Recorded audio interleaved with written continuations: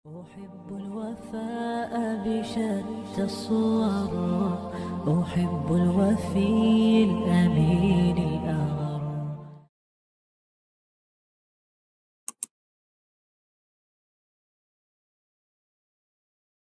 Ilmu dengan hati yang bersih itu seperti nurun ala nur, cahaya di atas cahaya. Jadi ketika kita mau memulai sebuah amal ibadah yang bagus, yaitu menuntut ilmu, bersihkan jiwa kita dulu. Berarti gimana caranya?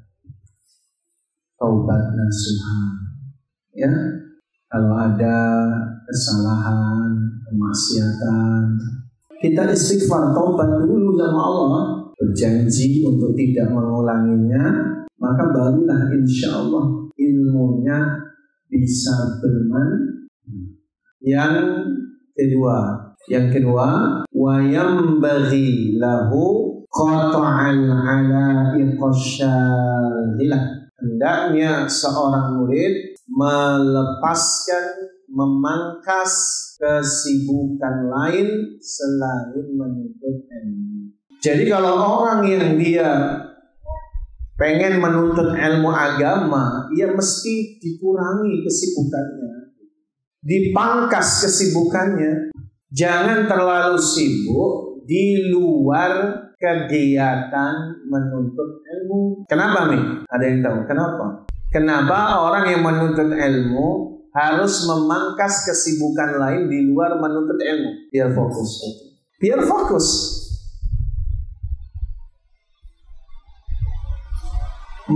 Fa innal faqrah atau fiqrah mata tawazza'at qasirat an idrakil haqq. Karena kalau kesibukannya banyak, itu merampas pikiran. Kalau pikirannya bercabang tadi tidak fokus, maka semakin sedikit pula konsentrasinya untuk menguasai ilmu. Karena terlalu banyak bercabang. Umi kalau misalnya hadir di majelis ilmu seperti ini, bukan hanya karena takut suami marah kalau nggak hadir. Sehingga ketika hadir di sini, pikirannya masak, pikirannya di rumah, pikirannya kemana-mana. Kalau kayak gitu, maka sangat sedikit ilmu yang bisa didapatkan. Jadi kalau kita hari ini hadir, pikiran kita bercabang, sudah mikir yang macam-macam. Siang ini makan apa? Akhirnya apa? Ilmu yang didapatkan pun tidak maksimal. Kenapa? Pikirannya bercabang. Makanya manfaatkan waktunya. Sebulan 2 kali Mahat ikut akademi ini, fokus jadi pembelajar, thalibatul ilm, penuntut ilmu yang serius, yang tidak hanya mendengar tapi mencatatnya, menghafalnya, mengulang-ulangnya dan menyampaikan kepada orang lain. Jadi kita harus berani melepaskan kesibukan yang itu ada. Kalau kemarin kita batasi dengan sebuah pembatasan prioritaskan, ya, prioritas. Tidak disebut thalibul ilm ketika dia belum memprioritaskan. Yang ketiga, apa yang ketiga?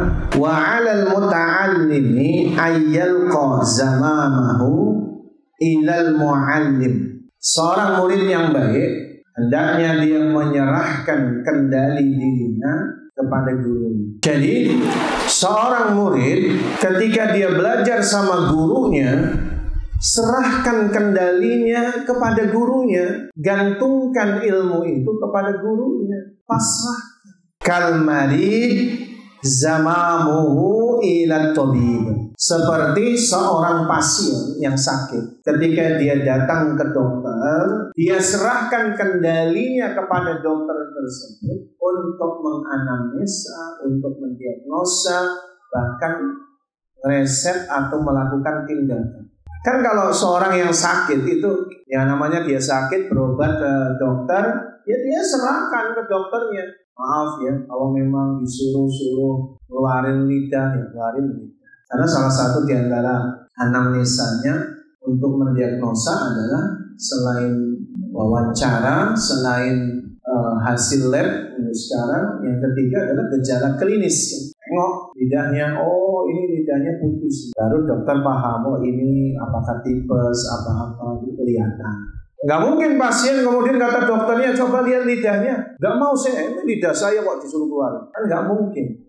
Maka orang yang dia belajar sama guru, dia harus serahkan kendalinya kepada guru tersebut. Gurunya nyuruh, maaf, keluarkan hurufnya A, bisa belajar tasing, gimana makhrajnya, ya ikut terserah gurunya. Fayatawadhu lahu wa yubalighu fi khidmati. Dia hendaknya tawadu, menyerahkan kendali itu berarti tawadu, rendahkan diri kita di hadapan guru kita. Meskipun barangkali apa yang disampaikan guru kita pernah kita dapatkan, sudah kita kuasai, atau bahkan lebih baik dari guru kita. Jadi bahkan kalaupun dia lebih baik dari guru kita, tetap tawadu, ikuti perintah gurunya. Kata gurunya ya udah, selama bukan maksiat, taat.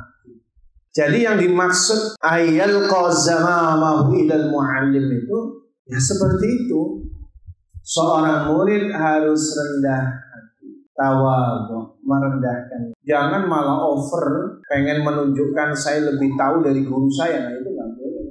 Bahkan itu termasuk nanti pembahasan afatul ilmi, bencana ilmu. Salah satu bencana ilmu itu adalah liyudari bihi as-sufaha, liyudari bihil ulama. Tujuannya adalah untuk mendebat gurunya, menjatuhkan nama gurunya. Nah, itu bencana ilmu, rusaknya ilmu. Jadi mahat akhwat sekalian, kita kalau belajar dimanapun jangan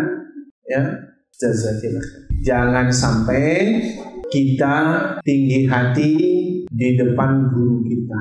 Kalau tadi bicara tahsin misalnya, barangkali gurunya menggunakan matan yang berbeda, jangan salahkan, jangan gampang nyalahin. Oh itu memang adalah yang dipelajari guru kita, udah ikuti aja dulu. Ya.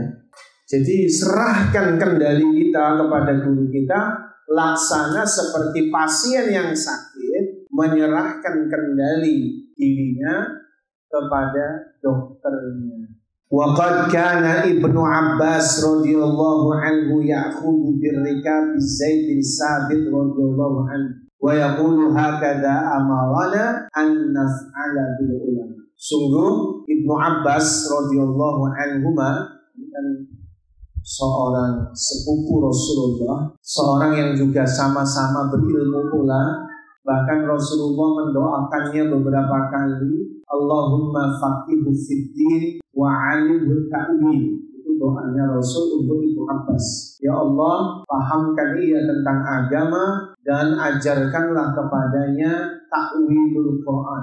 Nah, tanggung-tanggung itu doa Rasul khusus untuk Ibnu Abbas. Tapi sebagaimana kita ketahui, Ibnu Abbas ini sahabat yang sangat muda. Bahkan ketika Rasulullah SAW wafat saja, Ibnu Abbas baru balik. Maka oleh karenanya banyak sekali hadis-hadis yang diriwayatkan oleh sahabat yang lain yang Ibnu Abbas nggak tahu. Walhasil Ibnu Abbas itu kemudian belajar dari sesama sahabat. Dia datang ke Zaid bin Sabit. Zaid bin Sabit saat itu sedang mengendarai sebuah kendaraan onta. Lalu kemudian Ibnu Abbas ya'khudhu birrikab Zaid bin Sabit, mengambil tali kekang ontanya, menuntun Zaid bin Sabit, sedangkan Ibnu Abbas jalan kaki. Maka Zaid bin Sabit itu mau turun. Mengapa mau turun? Loh, ini zuriat Rasulullah, ini keluarganya Rasul, bukan zuriat. Ini adalah keluarganya Rasul, Ahlul Bait. Maka dilarang oleh Ibnu Abbas. Lalu kemudian dia berkata, hakadha amarana an naf'ala bil ulama. Seperti inilah Rasulullah mengajarkan kepada kami cara menghormati guru kami. Jadi kalau realisasi zaman dulu, implementasi. Jadi kalau ada gurunya datang pakai kendaraan, muridnya yang nuntun di bawah. Yang untuk sekarang kalau zaman dulu ya, nggak tahu kalau ummahat akhwat ngerasain atau tidak. Kalau dulu saya SD masih ada itu tata krama seperti itu. Gurunya naik sepeda, ya. Ketika masuk komplek, muridnya rebutan untuk bawa sepeda gurunya. Nah, itu cara yang memang diajarkan oleh ulama kita. Itu adab. Ya kalau ana pribadi masih merasakan itu. Ada guru itu senang. Gurunya bawa sepeda, ya.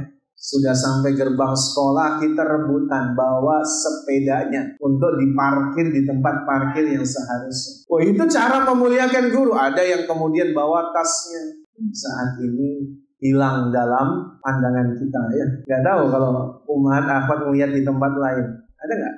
Sangat jarang. Sangat jarang. Alasannya apa? Gurunya sudah nggak pakai sepeda.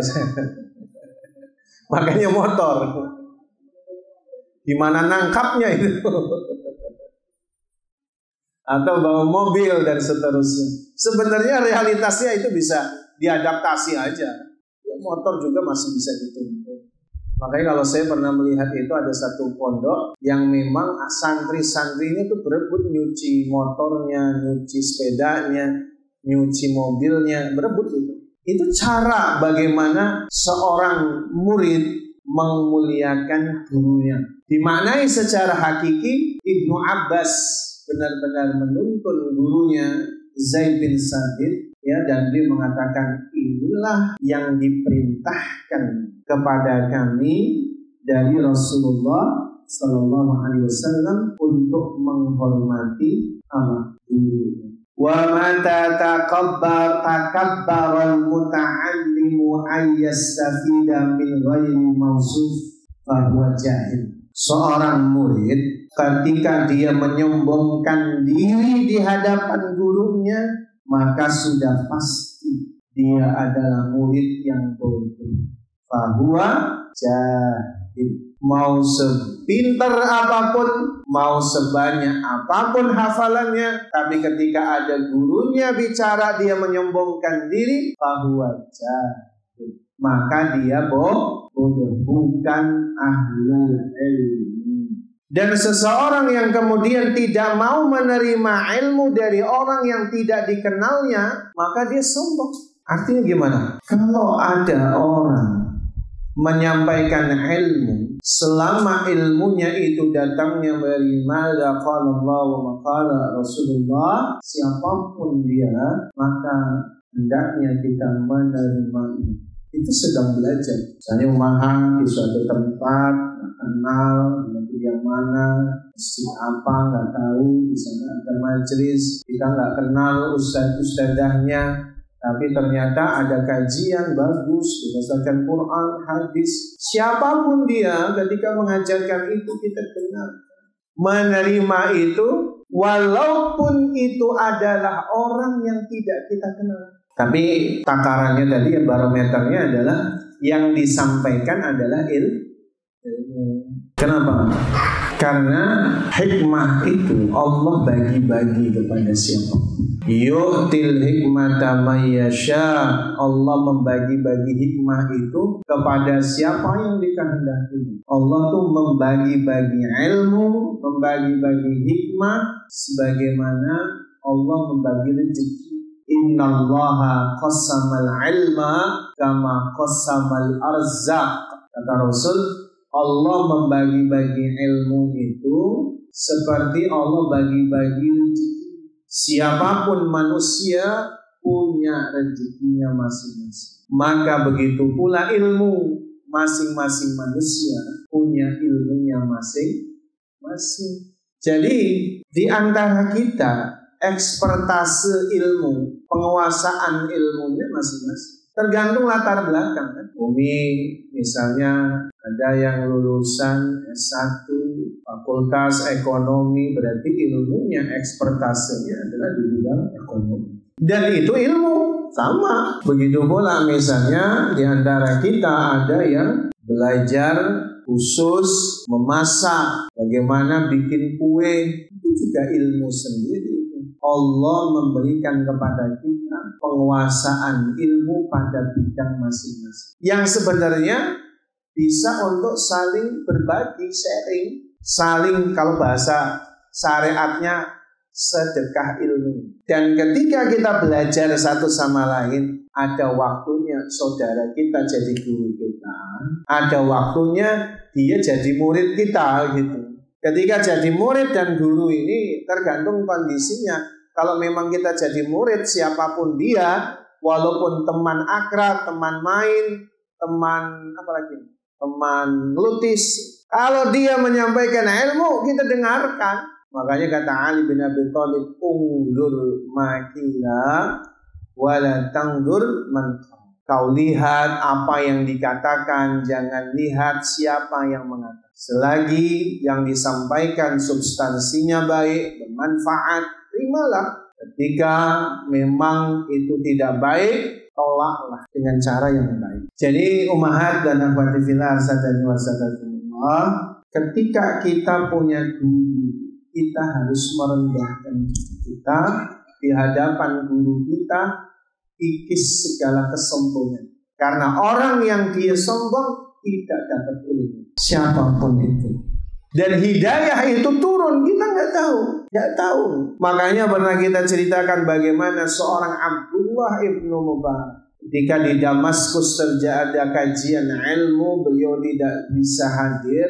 Itu beliau nangis, walaupun yang ngisi itu muridnya. Lalu kemudian dikatakan kepada beliau, "Kenapa wahai Syekh engkau nangis?" "Saya karena ketinggalan majelis." Loh, itu kan yang ngajarin itu adalah muridmu sendiri. Ilmunya kan dari Anda juga. Maka beliau mengatakan, mungkin ilmunya sama, tapi hidayah itu kita nggak tahu kapan turun. Bisa jadi Allah takdirkan hidayah turun di majelis itu, sementara saya nggak ada. وَلْيَدَعْ رَأْيَهُ لِرَأْيِ مُعَلِّمِهِ فَإِنْ خَطَأَ الْمُعَلِّمِ أَنْفَعُ لِلْمُتَعَلِّمِ مِنْ صَوَابِ نَفْسِهِ. Kalau sang murid mendapati gurunya salah, itu lebih baik kondisi seperti itu daripada dia tidak hadir di dalam majelis gurunya dengan kecongkakan, kesombongan, merasa lebih pinter dari gurunya. Jadi misalnya ada satu majelis kan gurunya mungkin barangkali tidak menguasai materi dengan baik, lalu apa yang disampaikan ada kesalahan. Bagi sang murid lebih baik dia mendengar kesalahan daripada dia tidak hadir di majelis gara-gara sombong, guru itu mah nggak bisa apa-apa itu. Jadi lebih baik kita tetap hadir walaupun kita menemukan kesalahan. Apa yang harus dilakukan? Bisa dengan menegur gurunya, tapi tidak di dalam majelis. Saat sepi majelisnya, pura-pura diskusi sama gurunya. Nanti gurunya menyampaikan A, B, C, D, dia sampaikan. Menurut ini begini, menurut ini begini. Jadi secara halus. Bisa nggak seorang guru itu berbuat salah? Sangat bisa. Kaidah umumnya apa? Man kathura kalamuhu kathurat sifatuhu. Orang yang banyak ngomong, banyak salahnya. Seorang guru itu banyak ngomong dia. Ketika menjelaskan sesuatu, dia banyak bicara. Maka orang yang banyak bicara sangat mungkin jatuh pada kesalahan. Ada yang sengaja, ada yang tidak sengaja. Karena tadi orang yang dia banyak bicara, bebannya juga banyak dalam pembicaraan tersebut. Kadang ada miss antara otak dan lisannya. Dia ingin mengucapkan A di otaknya, lisannya keluarnya bisa B. Itu bisa sangat terjadi, sangat mungkin terjadi. Jadi apa tadi kaidahnya? Kalaupun kita hadir menemukan kesalahan guru kita, itu lebih baik kita tetap hadir daripada kita tidak mau hadir gara-gara sombong, merendahkan orang lain. Qala Aliun radhiyallahu anhu, inna min haqqil alim 'alaika an tusallima 'alal qaumi 'ama. Termasuk di antara hak seorang guru atasmu adalah ketika engkau datang an tusallima 'alal qaumi 'ama, kau mengucapkan salam assalamualaikum untuk semua orang, wa tahussuhu bitahiyyah, lalu kau beri salam secara khusus kepadanya sebagai bentuk penghormatan. Assalamualaikum warahmatullahi wabarakatuh. Masuk kelas. Waalaikumsalam. Salamkan khusus untuk gurunya. Assalamualaikum Ustaz. Assalamualaikum Ustazah. Itu menghormati. Nah, kebanyakan kita adabnya belum dipakai. Datang asal masuk, keluar asal keluar. Syukur-syukur gurunya nggak ngelihat. Bagusnya gimana? Datang. Assalamualaikum. Waalaikumsalam. Jauh semua itu. Assalamualaikum ya Ustaz. Assalamualaikum ya Ustazah. Itu cara tata keramanya menurut Imam Ibnu Qudamah. Dan itu adalah dikatakan oleh Ali bin Abi Thalib radhiyallahu anhu. Wa antajlisa amamah. Hendaknya kau duduk di depannya. Jadi yang benar kalau kita lagi belajar sama guru, duduknya kayak gitu persis. Ini benar, duduknya di hadapan gurunya, bukan di pinggir-pinggir nyari tembok-tembok, nyari senderan. Yang benar ya kayak gini, duduk rapi menghadap gurunya. Itu yang benar.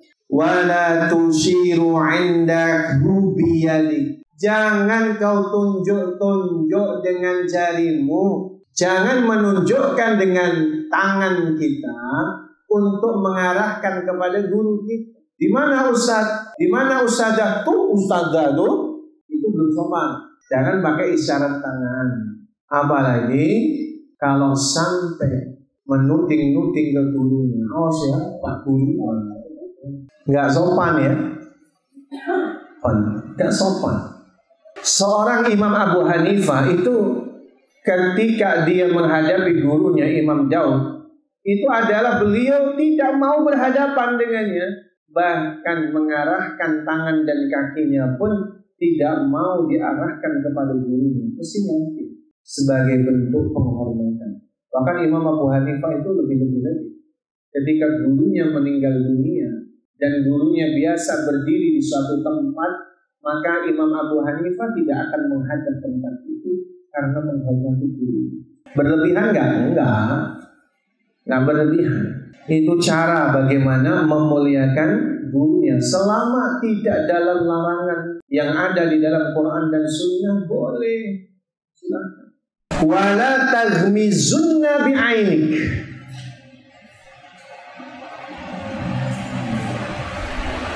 Jangan melotot ke gurunya. Melotot di sini maksudnya menunjukkan marah ya. Ya apa sih yang membuat melotot ke gurunya gitu? Enggak pantas. Pandangan mata kita harus menunjukkan kepada guru kita. Tundukkan pandangan supaya berkah ilmunya. Saya sering sampaikan, sehari jadi guru itu selamanya jadi guru. Apapun kesalahan, apapun kekurangannya, jangan melotot dengan pandangan gurunya dalam bentuk amarah. Wala tuksiru alaihi soal. Jangan banyak nanya. Maksudnya nggak boleh banyak bertanya di sini. Jangan nanya sebelum dipersilahkan bertanya. Kedua, jangan bertanya dengan tujuan menyudutkan gurunya. Ketiga, jangan banyak bertanya dalam permusuhan yang memicu Maka kalau dia bertanya, ini izin dulu. Makanya bagusnya ada bertanya itu, Bismillah, Assalamualaikum, Afan, izin Ustaz, boleh bertanya. Itu, Afan Ustaz, izin bertanya. Itu adabnya. Jadi kalau kita bertanya, ada adabnya kayak gitu. Maaf Ustazah, saya izin bertanya. Boleh. Setelah dijawab, puas nggak puas jawabannya? Jazakillahu khairan Ustazah atas jawabannya. Itu nggak boleh langsung di-compare, bandingkan. Apanya Ustazah jawabannya nggak jelas nih. Padahal Ustadz, dia sebutkan nama Ustadz yang lebih populer. Itu ngomongnya gini loh, dalilnya ini. Itu nggak boleh bertanya model begitu, ngetes namanya. Nggak boleh nanya dengan tujuan ngetes. Tadi ya, sekalipun kita sudah bertanya, jawabannya belum memuaskan, tetap jazakillahu khairan. Terima kasih Ustazah, jawabannya jazakillahu khairan. Itu adabnya. Perihal tadi memuaskan atau tidak memuaskan itu urusan yang lain. Terus berikutnya wala tu'inuhu fil jawab. Jangan sok-sokan menjawab pertanyaan orang lain sebelum gurunya jawab. Ini penting, ini kadang lupa. Ada salah satu di antara peserta nanya, ustadznya atau ustadzanya belum jawab, dia nyeletuk, gampang gitu aja ditanya. Nih saya kasih jawaban. Itu gak benar. Kalau tidak diminta gurunya untuk menjawab, jangan menjawab. Itu hak gurunya menjawab. Biarpun kita sudah tahu. Baru kemudian kalau gurunya bilang, halo siapa yang bisa jawab? Yo, Sung. Nah, boleh saya Ustaz, boleh saya jawab, boleh silakan. Kadang nggak sadar nyeletuk kesok tahuannya itu, sehingga apa?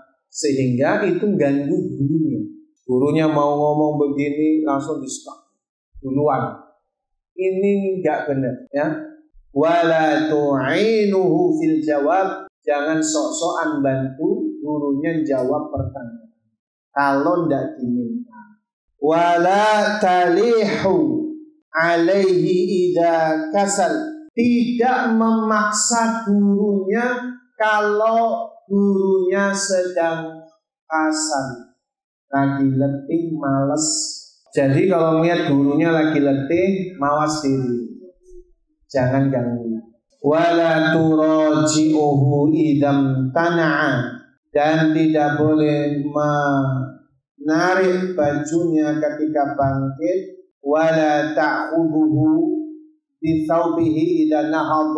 Tidak mengambil pakaiannya, tidak menarik bajunya ketika dia hendak bangkit. Wala ta'khudhu di sini wala tafashshalahu sirra. Dan jangan suka membocorkan rahasianya. Wala taghtabunna 'indahu ahada. Dan janganlah berbuat ghibah, menggunjing gurunya. Makanya salah satu di antara doa yang masyhur, terkenal, yang masyru', yang disyariatkan bagi seorang murid kepada gurunya apa? Selain mendoakan keberkahan dan rahmat, dia berdoa kepada Allah, Allahumma astur aurati muallimi. Ya Allah, tutupilah aurat aib-aib bunda kami.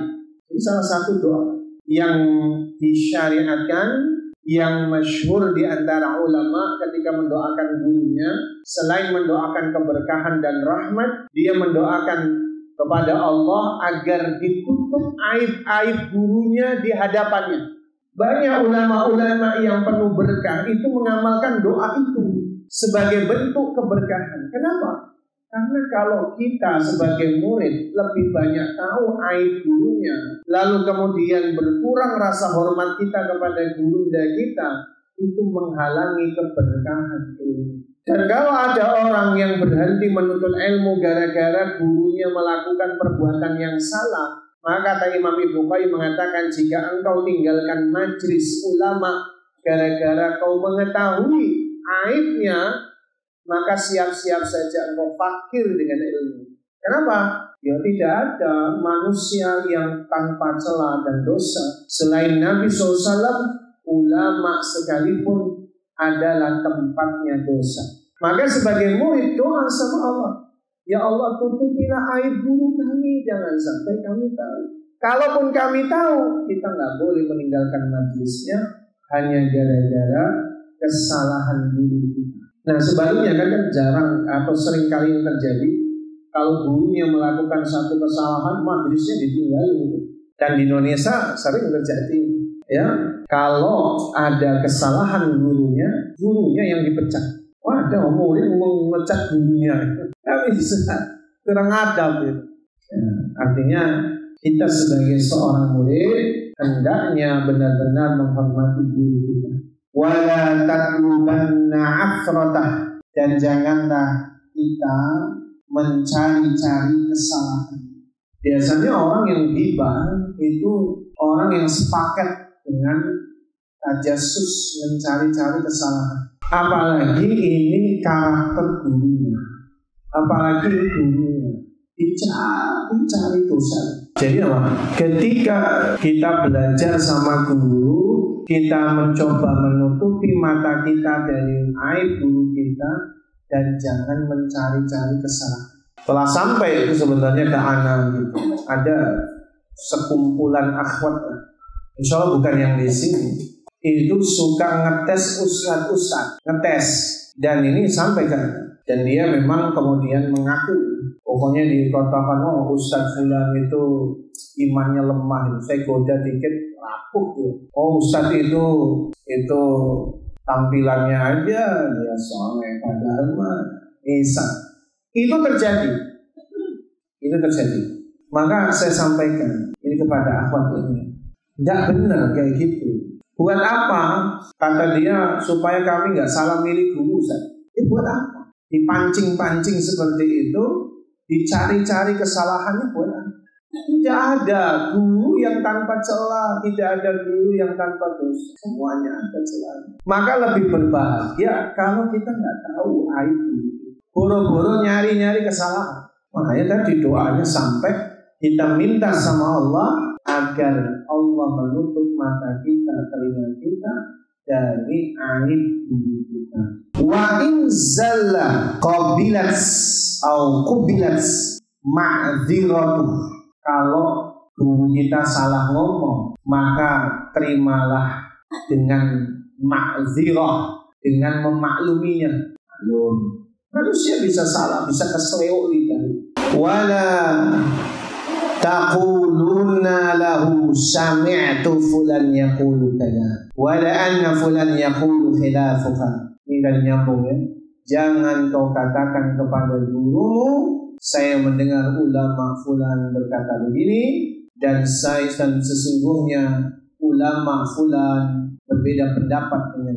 Tidak boleh ngomong gitu ya. Apalagi di majelis. Loh kok Ustadz jawabannya beda? Ustadz fulan begini loh. Nah itu tidak boleh. Wala tasifanna indahu aliman. Jangan terus menerus berlebih meletakkannya sebagai ulama aliman. Jangan terus menerus. Dalam makna dia menjilat, dalam makna dia memuji berlebihan. Wala ta'rudu min tuli suhbatihi. Dan jangan pula terus menerus menyertainya sampai gurunya nggak punya napas. Guru juga punya privacy. Wala tarfa' nafsaka an khidmatihi. Dan janganlah kamu meninggikan jiwamu dari berkhidmat kepadanya. Artinya ya jangan sungkan berkhidmat kepadanya. Terlepas status sosial kita, terlepas status sosial ayah ibu kita, maka jangan kita tinggikan diri kita di hadapan guru kita. Wa idza 'aradat lahu hajatan sabaqatil qaum ilaiha. Dan jika diketahui ia mempunyai suatu hajat, suatu keperluan, maka hendaknya dia upayakan memenuhi hajatnya. Kalau ada gurunya punya hajat, punya keperluan, maka penuhilah keperluan guru kita. Meskipun dia tidak minta tolong. Jangan nunggu gurunya minta tolong. Kalau memang guru kita membutuhkan sesuatu, penuhilah. Jangan nunggu gurunya minta tolong. Kemudian terakhir nih, perumpamaan fa innama huwa bimanzilatin nakhlah tantadhiru mata yasqutu 'alaika minha syai'. Anggaplah guru itu seperti pohon kurma, nakhlah, sedangkan kau ada di bawah pohon nakhlah, pohon kurma itu, dan kau tunggu kiranya di bawah pohon kurma itu apa yang jatuh dari pohon. Ketika kita berada di sisi guru kita, kita mau mendengar kajiannya, seperti orang yang ada di bawah pohon kurma, kita nungguin. Terserah guru kita mau ngasih apa, itu adabnya. Wa yanbaghi an yahtarizal kha'id fil ilmi fi mabda'il amri min al-isgha' ila ikhtilafin nas fa inna dhalika yuhilu aqlahu wa yuftiru da'na. Seseorang yang dia benar-benar menekuni ilmu, hendaknya dia tinggalkan kemaksiatan,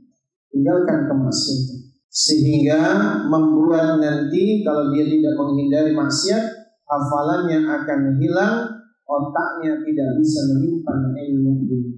Itu yang kemudian dikeluhkan Imam Syafi'i kepada gurunya Al-Waqi', sakautu ilal Waqi' su'at. Aku mengadu kepada Imam Waqi' tentang buruknya hafalan, fa'arsadani ila tarkil ma'asi, maka dia menunjukkan kepadaku untuk meninggalkan maksiat. Tidak berniat tampil beda.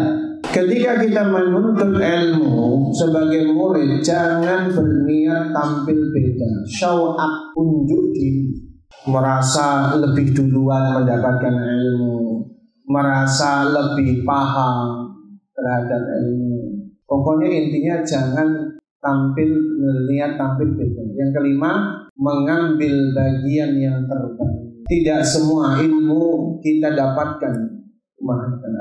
Umur kita yang segini itu nggak akan cukup untuk mempelajari semua ilmu agama. Kalau mau expert dalam semua bidang ilmu agama, umur kita nggak cukup.